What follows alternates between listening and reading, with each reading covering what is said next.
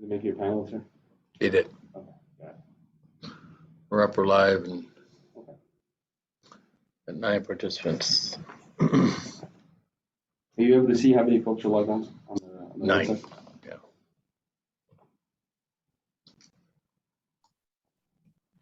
Good afternoon. Hello, this is Detective Megan Aguilar with LAPD Media Relations. Welcome to the November 2nd media availability with Chief Michael Moore.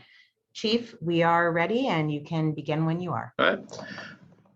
Well, good afternoon, everyone. I'm going to center my remarks essentially on the COVID vaccination requirements for all department employees. I made announcements today in the Board of Police Commissioners during my remarks regarding today's being the next step of preparing our command officers to begin providing notices to those employees who have not been vaccinated. We have a number of employees that have expressed an intent to file a medical accommodation so that they would not be required to take the vaccination. And then we have another series of employees that have filed an intent to exert a sincerely held religious belief for not being vaccinated. Then we have a third group that were declined to state, or they had not identified their vaccination status and had not participated up to this point. So we met with our commanding officers this morning and provided a series of instructions and guidance that beginning tomorrow, we will, in each of the commands across the city, for those that have anyone that has declined to state or has filed a notice of intent to file an exemption request, for us to serve them a notice, and it'll be requiring them to enter into an agreement for those that are not vaccinated to be tested twice a week. And to provide the test results to the department as we are considering their exemption requests. They will have the exemption requests, the ability to make those requests until the 18th of December. And then with the department and the city's personnel department will review each of those requests. And on a two-pronged test, one, on a medical exemption, is there documentation and sufficient evidence to support by a medical professional that there is a bona fide justification so that the medical, that they should not be required to take the vaccine, that accommodation. The second part of that test is, does the department have a position for them to work in the department given they are not vaccinated?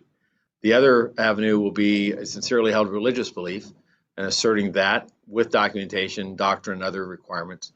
And should they meet and provide that documentation, then another portion of that test, it's a two-pronged test, is does the department have a position for the individual to work in the organization and in a manner that provides for the safety of everyone involved. So we have some work in front of us in the coming days and weeks ahead, and we'll provide updates as we move through this process.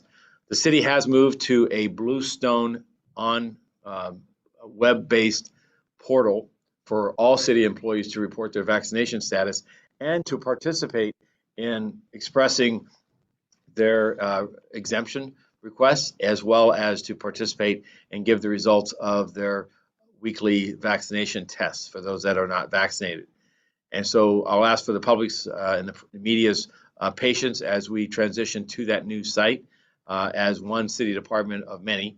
Our information flow as far as the cross-tabbing and understanding what the makeup of people involved in that is going to be a bit challenged, but I think we'll see greater visibility and more information here by next week as we get access to the system and get accustomed to understanding how to count the data and analyze it. I'll close by saying this is a trying period for the members of our group, of our workforce that to this point has expressed a desire for an exemption, and those that have not to be vaccinated. It is our hope that during this period we'll also provide additional information to follow the science, follow the facts, and for people to rely upon this vaccine as a safeguard for themselves, their families, and for the public. In the month of September, it was the #1 killer of people here in this region for people 25 to 40 years of age. We have 2 people who are currently hospitalized, some 80 individuals that are at home recovering from this pandemic. and we had an additional 13 infections or COVID positives over this last week. And over the course of the last 90 days, we've had more than 400 infections. So this pandemic is very much still real and alive, and the vaccine is a safety net and a means of protecting our people and everyone involved. And it's our hope that this added time is going to provide sufficient time and incentive for people to become vaccinated and to have a fully protected workforce. With that, I'll conclude my remarks and take any questions. Okay, Chief, we do have a question from Stephanie Dazio with the Associated Press. Stephanie, go ahead. Thanks very much, Detective. Nice new glasses, Chief. Oh, Do you have updated figures? I wasn't able to be on the Police Commission's hearing this morning. If you have updated figures about exactly how many sworn officers are vaccinated, as well as, so today, the county sheriff, Sheriff Villanueva, said he will not enforce termination of his deputies and also non-sworn personnel. What do you plan to do for your department? Do you Sure. plan to seek termination if that becomes an avenue? So let's start with the overall positive or the overall COVID-19 numbers for LAPD. Overall, we're at 3,218 sworn and civilian personnel. 2,635 are sworn. 583 are civilians. The week-over-week change is 13 additional COVID-19 cases. We remain with two of our personnel that are hospitalized in very serious conditions due to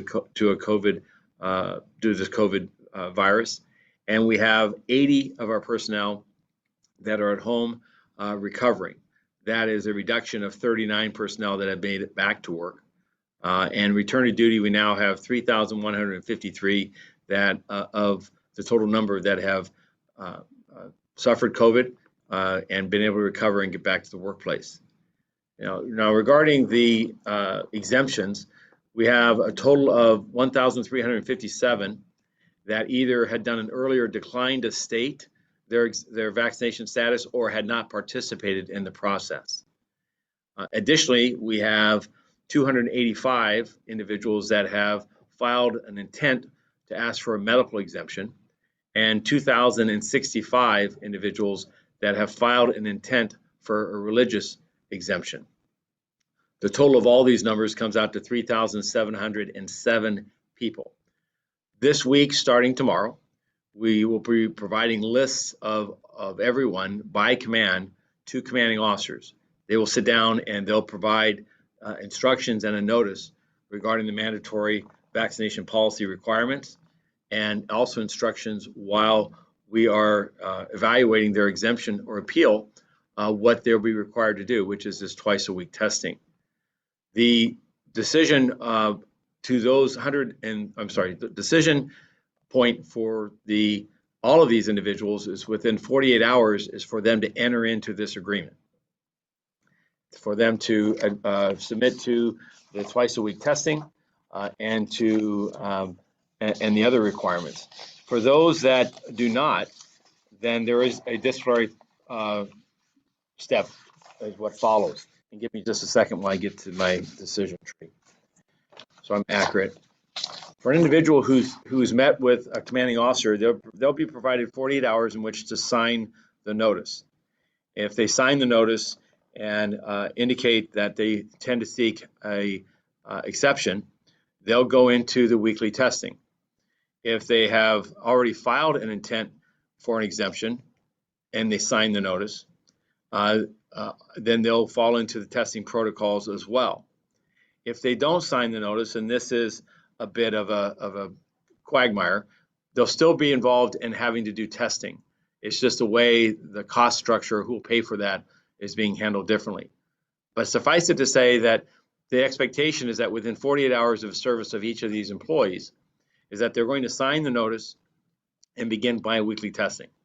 For those individuals who have not filed an intent to file an exemption and are not vaccinated, if they refuse to sign or fail to sign the notice, if they're a sworn member of the organization, they'll be placed off duty immediately and will be subject to a Board of Rights proceeding for removal. If they are a civilian employee, they'll be placed off duty immediately as well. And they'll be given a SCELI package, which is essentially the complaint investigation and the recommendation for their removal and loss of position with the organization. So the city's ordinance has set aside a requirement that I've specified here.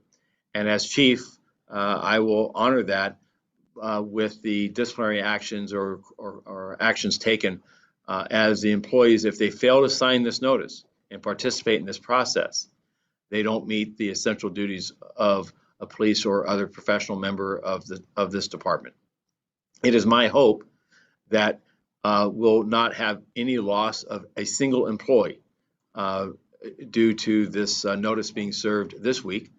And then we will look to the exemptions that are requested, and it is my hope that we'll be able to accommodate them. However, I am concerned that the number of exemptions may far exceed our ability to accommodate or find places for them to work. That is yet to be determined, but that is a cautionary note here. Do you have a number on what percentage of the force is fully vaccinated?